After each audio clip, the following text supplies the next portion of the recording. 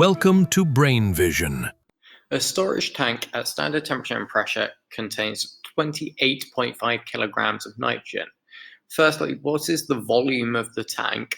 What is the pressure if an additional 25 kilograms of nitrogen is added without changing the pressure?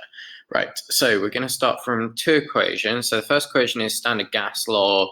So P, pressure times volume, is equal to number of moles times gas constant times the temperature.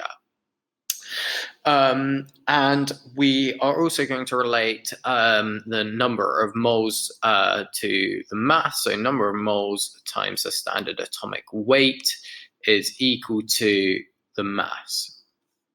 And by substituting, so if we call this equation 1 and equation 2, by substituting equation 2 into equation 1, we can say that, and rearranging because we want the volume to be the subject of the equation, so we get that volume is equal to mass times the gas constant times the temperature over the standard atomic weight and multiplied by the pressure. We're going to call this equation 3. So we have the mass is given by 28.5. So let's work out what we've got. So M equals 28.5 from the question. Although I prefer working in standard international units because that enables consistency. So we're going to work in grams because that's the standard unit. So 2.85 times 10 to the 4. Because then we don't make mistakes when we're in SI units, and it's much easier to make a mistake if you're working in different units and then your units don't match up, so you're often off by factors of 10, and that's bad because then you don't get the marks, and that kind of sucks. The gas constant is given by standard 8.31, and that's joules, so this is grams, joules per Kelvin per mole.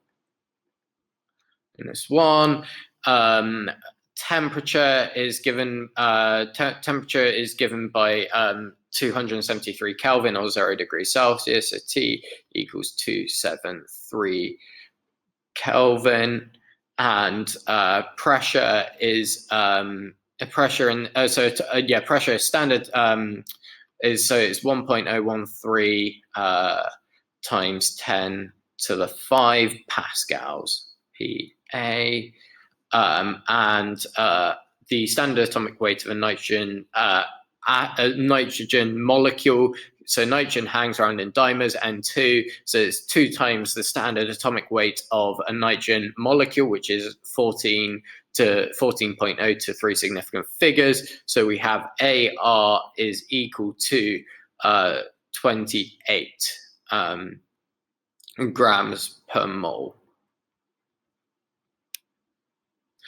And substituting all of these into this equation here, so substituting these 5 into this equation, plugging it into calculator, we have that the volume is equal to, let me just double check this on a calculator, is equal to 22.8 meters cubed. And so for part B, we do our trick where we divide through the 2 equations to get a relationship.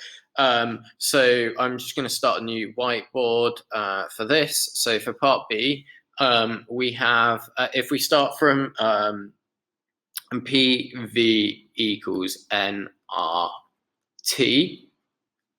and we make our substitution via N is equal to M over AR. We can say that PVAR is equal to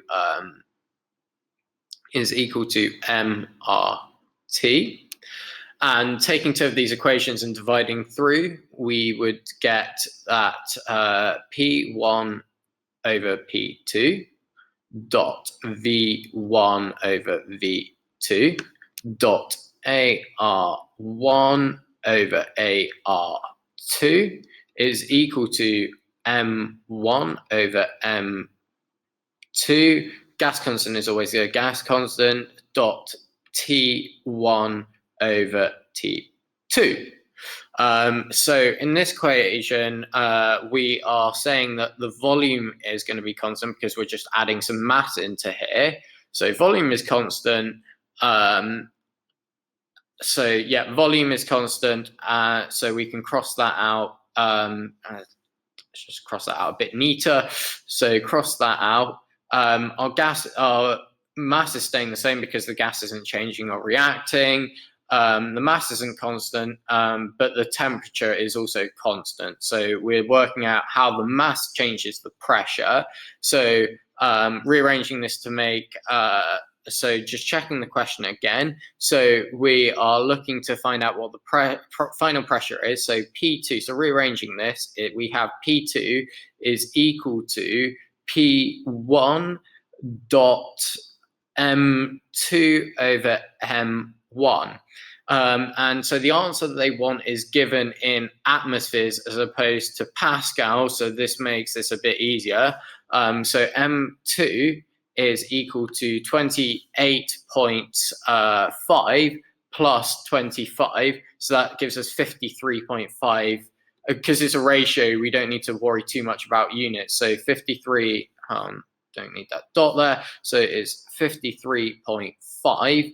And M1 is given by 28.5. So M1 is equal to 28.5. And P1 is equal to 1 atmosphere, because the answer will be given in atmospheres. And so P2 is simply equal to, substituting all of these in, it's 53.5 divided by 28.5,